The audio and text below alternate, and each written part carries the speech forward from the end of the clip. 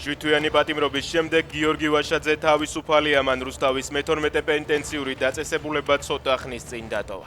სტრატეგია აღმაშენებლის ლიდერს საპატიმროსთან ოჯახის წევრები, მეგობრები, კოლეგები და თანამოაზრეები დილის 8 საათიდან ელოდებოდნენ. შემართებით ვარ და ოპტიმისტურად განწყობილი თქვა პოლიტიკოსმა. ჩვენ გჭირდება მეტი ორგანიზება, მეტი სისტემურობა, მეტი შეკავშირება, განაცხადა სამომავლო პოლიტიკურ გეგმებზე საუბრისას ვაშაძე. ის ვარაუდობს, რომ მისი და სხვა პოლიტიკოსების წინააღმდეგ აღძრული სისხლის სამართლის ახალი საქმეები შეწყდება. 4-დღიანი პატიმრობა ტროტუარზე დგომისთვის სანდრო მეგრელიშვილი პირველი მოქალაქეა, რომელსაც სასამართლომ ადმინისტრაციული პატიმრობა საფეხმავლო ბილიკზე დგომისთვის შეუფარდა.